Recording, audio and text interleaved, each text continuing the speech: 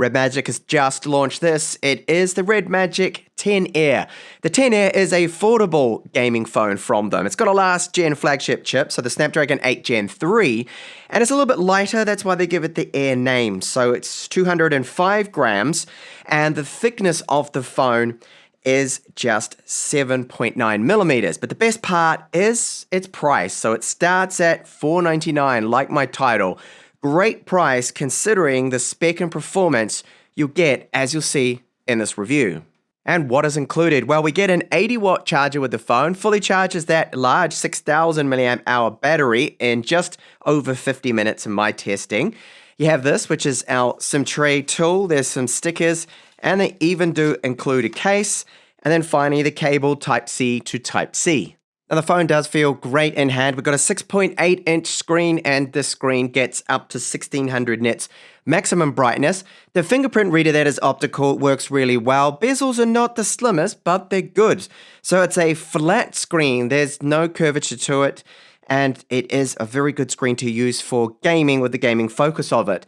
So front-facing camera is still that under-display camera. So UDC, they're not good for camera quality, but gamers apparently don't take a lot of selfies or vlog video, so if that's not your focus, then this is going to be perfect because it's all about that beautiful screen it really does have, which is a fantastic screen too. So AMOLED, and the resolution of this one is, well, it's just over full HD slightly. So it's 1116 by 2480 is our resolution. 400 ppi, so it is very sharp and you can make it out in direct sunlight. Now, it is running their Redmagic OS with this, and it's based off Android, but it's Android 15. Oh, it is? Good. Okay, I was thinking it wasn't. I thought it was 14 for some reason there. And you'll see with my version that I do have, that I've got the 16 gigabytes of RAM, and there's a little bit of virtual caching there too, so that helps out. So it's got that large battery, the 80-watt charging down below here. SIM tray takes 2 nano SIMs, and no, it does not have micro SD card support. It does not have eSIM support either. I can't find it in the settings unless I'm stupid and just looking in the wrong place. Loudspeaker here, loudspeaker in the top. IR transmitter, and sadly no 3.5mm headphone jack. Real shame to not have that. But we still have those capacitive, very fast gaming triggers here. Metal, volume up and down, power button, and then our cameras on the back. So we have two 50 megapixel cameras. One's our main camera, and then we have a ultra wide, and this is just RGB light at the top. I mean, it wouldn't be a gaming phone if it didn't have that RGB, so they kind of had to put that in. And then our dedicated gaming mode button. So not a switch like the other Redmagic phones, but a button for that. So very good build quality, feels great in hand, buttons are in a good location, optical fingerprint reader. Can sometimes be a little slow, but it works well. So this is Redmagic OS, and there's sometimes some areas that I've noticed that translations tend to kind of be a little bit wonky with the settings and whatnot. You'll see some areas, but overall it's not too bad. And sometimes with the firmware, what I've noticed in the past, especially with Redmagic, that there would sometimes be a lot of bugs and things. Thankfully, I got this a long time, well before it's actually launched, and I started filming this, and we've had quite a few firmware updates. It's all running quite smooth, and it's bug-free at the moment. Now, they've only got OS system updates, if I'm recalling this correctly, of only 1 year, which I find to be very disappointing considering other manufacturers will offer a major update, that is, of, well, many years, and it's only one. So that's the disappointing thing that I have discovered, at least with the UI. Now, you have your widgets and everything here that you can add, or Apps Drawer, which I'm using. Now, the performance of it is very good, very fast, well optimized. And of course, with the 16 gigabytes of RAM that I have, it's going to perform well. So if you end up getting the version that's got the 12 gigabytes, well, you'll still find it very fast. And 12 gigabytes, it's going to run really well. And I do find that OS doesn't tend to be too bloated, too heavy at least. So that's one little positive. Now, just move that down there. That's photos, because unfortunately, there's no gallery app, which is kind of annoying when brands do this. Sometimes they don't use their own gallery app. They haven't. Sure, you can fix this. It's just a minor little thing. And the eSIM's the big one for me, that if you go into settings and you go and type eSIM, you'd hope that it would pop up. Nothing. Okay, so yeah, that is probably major for some people that need to use eSIMs. But if it's not, then you're going to have no issues. So it's fast, very, very fast in the UI and the performance is great. Response to touch, excellent. Nubia, well, Redmagic, they do like to put a lot of bloatware on their phones, and they're still doing that. So you will have to spend a good 10 minutes or so uninstalling a lot of the garbage that they have pre-installed. So there's Booking.com, Facebook, other things that I consider as bloat, quite a bit. But that's the trade-off with the more affordable kind of phones that they will end up doing this. Now, 6,000 milliamp hour battery that I talked about, well, just in the before the intro, and I talked a little about the specs. Very good battery life. Now, I've got the screen set to 120 hertz, so this is very fast, that refresh rate, and it lasted for a very long time, so 10 hours, and you'll easily be able to make it through a full day of heavy use with our Redmagic 10 Air here. Now, the storage speeds are good. There were 4,000 sequential reads and writes, so this is UFS 4.1 spec, and incredibly quick.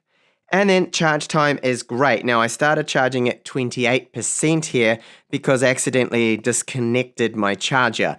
But when I did start, it was originally at 12%, and it would take 10 minutes longer, approximately, around about 53 minutes to fully charge. So great charging speeds at the 80 watts. It's excellent considering it's a large battery that is inside this. And then the Antutu score, excellent. We know that, well, Snapdragon 8 Gen 3, it's last gen, but it's still very powerful and has great GPU performance, as you'll see from the gaming test. So this is Genshin Impact, still one of the most demanding games, and it's a very popular title, and it pretty much is the benchmark, of course, for gaming. We know the Snapdragon 8 Gen 3 can play this game just fine, and yes, it's going to be very, very smooth experience. We've got the triggers at the top that I have already assigned, so just like the other phones, that you can set those to your attack, to your special attack, or whatever you want. It's emulating touch, and this makes it very, very quick and handy, and I think this works out for games like, say, Call of Duty and PUBG and things a lot better than Genshin Impact, but it's still useful. You can either use the screen buttons or the ones at the top here.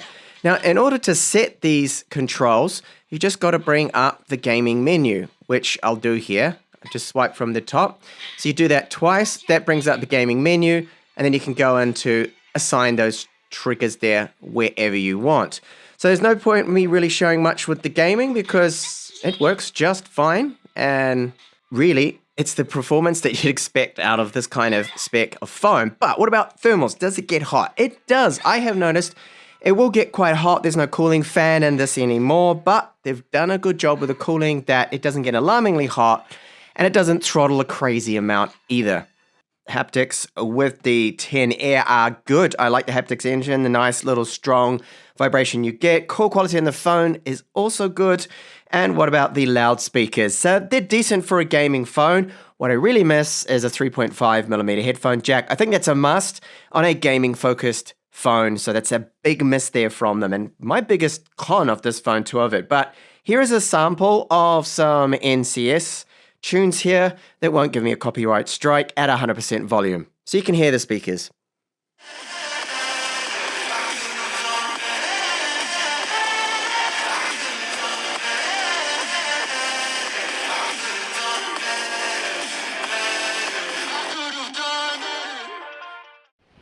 And over to those cameras with the Redmagic 10 Air. So the under-display camera, this is the weakness of this phone. We already knew this coming into the review. So the quality not amazing, and it doesn't look to have any electronic image stabilization either with the front-facing cameras. So that's disappointing. I would have rather just had a hole cut style, punch style front-facing camera. I think that would have been just fine. And then we could have much better quality than what you get with this front-facing selfie camera. We have that ultra wide that we can use for 4K and even 8K video. 30, 60 frames per second is what you get with 4K and 30 frames per second with 8K video. Once you start recording, when you zoom in, it's not going to change any lenses.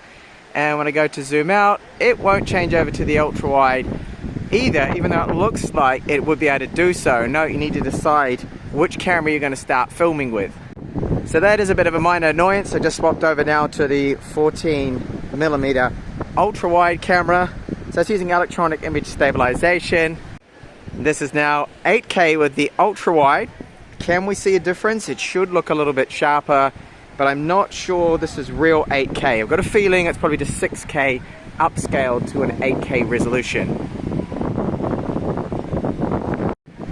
and I have stopped and started recording again so I can use the main camera with 8K video. And now the stills as bad as video? Thankfully they're not, but the colors are a little bit off. I mean, my cats do have very bright eyes, but not as bright as it's being reflected here. There's a lot of detail in the 50 megapixel shots. This is the macro mode, which is okay, but again, the colors seem to be quite off. Some areas are completely clipping that bright pink. And the ultra-wide camera, yeah, not good. It just needs to be optimized. This is the main camera. Colors are still very strange. Too much saturation. Portrait mode shots look all right, they're okay. And then the portrait selfies, not great because it's an under display camera. Yeah, very poor there. And I did have some problems sometimes with the focus with the night shot mode. And some night shots, when they do actually focus, came out really noisy and poor. And there's been a bit of a quick review from me here. What's the final verdict then? I think this is a great gaming phone here, the Redmagic 10 Air, for its price point starting at €499.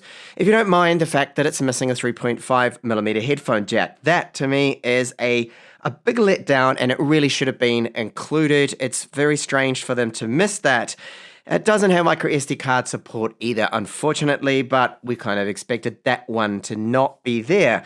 The other thing is there's no eSIM support. The camera, the two rear cameras, as I showed you, can take some very decent photos. Battery life is fantastic, very fast charging time of about 53 minutes, and the front-facing camera is terrible for video, especially selfies. It's okay, but it's using a bit of AI there to clean up that 16 megapixel image. So there you go. That's my verdict on the Redmagic 10 Air, a great gaming phone for the price.